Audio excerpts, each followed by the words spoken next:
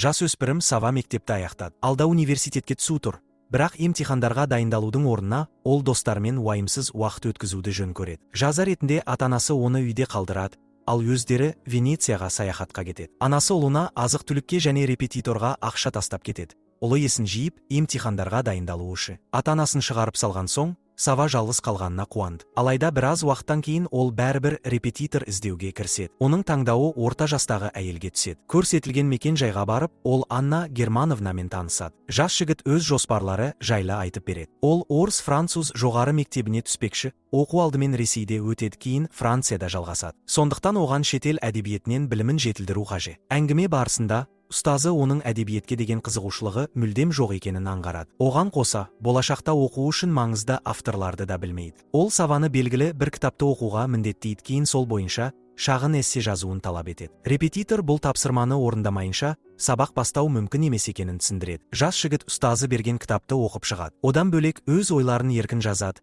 ал репетитор оның жазбасын мақтап, жігіттің үмітсіз емес екенін айтады. Келесі сабаққа Сава Аннаға қорқынышты фильм жазылған диск әкеледі. Бірінші кездесуде әйел кинематографқа теріс көзқараста екенін айтқан болатын. Сондықтан жігіт кинода әдебиетпен айналысатын адамның өмірінде өз орнын таба алатынын дәлелдеуге тырысады. Сабақтардан кейін Сава репетиторын басқа мұғалімдерден өзгеше көреді. Оның бойында ерекше сымбаттылық пен құпия бардай сезіледі. Ол әйел жайлы ойлаудан тыйылмайды, тіпті досына ата-анасының әлі үйде екенін айтып, кеш ұйымдастырудан бас тартады. Осылайша ешкім кедергі жасамай әдебиетпен айналыса алады. Ал Анна болса, жасөспірім әкелген фильмді көріп шығады. Ол жігіттің жаман емес сюжет таңдағанын іштей мойындайды. Келесі сабаққа келгенде, Сава күтпеген жағдайға тап болады. Аннаның ас үйіндегі кран сынып, барлық жерді су басып кетіп. Жас жігіт дереу ақауды жөндеп береді. Кейін екеуі қонақ бөлмеде отырып, кезекті тақырыпты талқылайды. Осы кезде Анна оған, бәлкім университетке түсу үшін соншалықты терең білімнің қажет еместігін айтады. Бірақ Сава сабақтардың өзіне өте қызықты екенін сенімді түрде айтады. Әйел бір түрлі мұңмен оның сөзін құптап, бұл сабақтардың өзі үшін де ерекше мәнге ие болғанын мойындайды. Келесі күні Анна әпкесіне қонаққа барады. Жиеннің туған күнімен құттықтама. Шақырылған қонақтардың арасында Петр де бар. Оны мұнда жалғыз жүрген әйелмен таныстыру үшін әкелге. Әпкесінің тағы да оның жеке өмірін реттеуге тырысқанын түсінген Анна ашық түрде өзінің ешкімнің көмегіне мұқтаж емес екенін білдіреді. Ол қазір өзі сүріп жатқан өміріне толықтай қанағаттанатынын айтады. Бұл сөздерінен Марина ренжіп, әпкесі олардың өміріне еш қызығушылық танытпайтынын аңғартады. Бұған ашуланған Марина такси шақыртып, үйіне кетіп қалады. Келесі сабаққа Сава лала гүлдерінің шоғын алып келеді. Ол мұғалімнің вазасында тұрған гүлдерді байқап, олардың қурап қалмауы үшін мұқият қырқып отырғанын көрген. Сондықтан ол гүл композициясын жаңартуды жөн көреді. Бөлмеге кірген бойда жас жігіт әйелге жақын келіп, оны ерінен нәзік сүйіп алады. Алайда Анна бұған қарсы болады. Екеуінің арасында ерекше байланыс пайда болғанын түсінген ол сабақтарды тоқтату туралы шешім қабылдайды. Келесі күні Сава оған қайта келеді.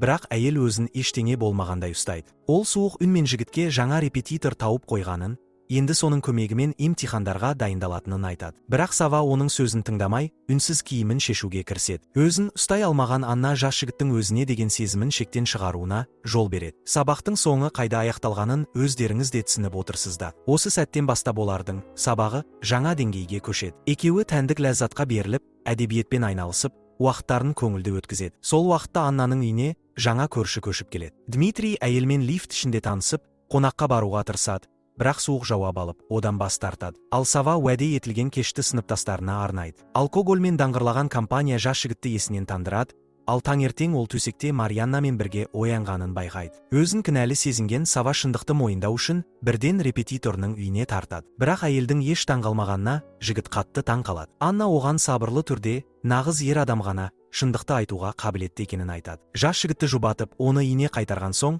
Анна ноутбуктен оның әлеуметтік желідегі парақшасына кіріп, Марианнаның суреттерін қарайды. Әйел екеуінің арасындағы қарым-қатынастың болашағы жоқ екенін түсінеді. Бірақ олардың байланысы тым берік екенін сезінеді. Осы оймен ол ноутбук экранына мұңайып қарап, ауыр күрсінеді. Келесі күні Марианна қайтадан Саваның үйіне келеді. Ол жігітке шын ұнайтынын барынша білдіруге тырысады. Алайда Сава қыздың бар қулығына немқұрайлы қарайды. Кешке ол кезекті сабағына барады. Бірақ Анна бұл жолы сабақтың орнына бірге кешкі ас ішуге ұсыныс жасайды. Бірге шарап ішіп отырған соң, Сава әйелді серуендеуге шақырады. Қала көшесінде ол жасқаншақтап оның қолынан ұстайды, мұны көшеде жүргендердің бәрі көре алады. Үйге оралғаннан кейін кештің қалай аяқталғанын өздеріңіз де білесіздер. Подъезден шыға бергенде Сава кенеттен Марианнаға тап болады. Қыз әпкесін шығарып салуға келгенін айтады. Қызық болғанда оның әпкесі дәл осы үйде тұрады екен. Терезеден бәрін бақылап тұрған Анна жасөспірімнің сыныптасымен кездесіп жүріп, сонымен қатар онымен де қарым-қатынасын жалғастырғанын түсінеді. Келесі күні әйел көшеде Саваны өз сыныптастарымен бірге көріп қалады. Арасында Марианна да бар. Не істерін білмеген жігіт Аннаны байқамағандай кейіп танытады. Бірақ неге екені белгісіз,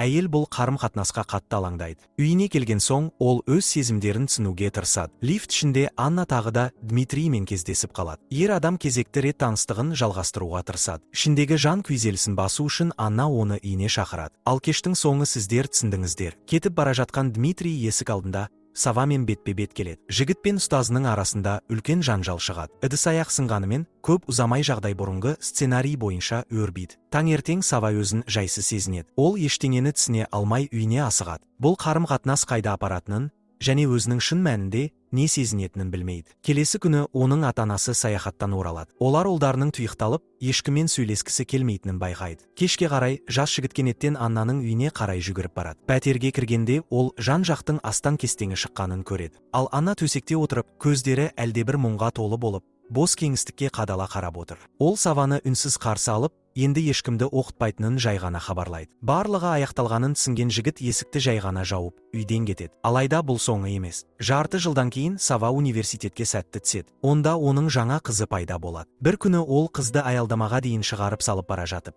жолдың арғы бетінде Аннаны байқайды. Әйелді тоқтату үшін оның артынан жүгіре жөнеледі. Бірнеше кварталдан кейін ол оны дауыстап шақырады. Саваның таныс дауысын естіген Анна артына бұрылып, үнсіз оған қарап тұрады. Олардың ешқайсысы бұл махаббат па, әлде екеуінде өзіне баурап алған жай ғана құмарлық па, соны түсіне алмайды. Осы жерден видео аяқталды, достар. Егер сізге видео ұнаса, лайк басып, каналға жазылуды ұмытпаңыз. Ал жаңа роликтерді жіберіп алмау үшін қоңыраушаны басуды ұсынамын. Келесі кездескенше.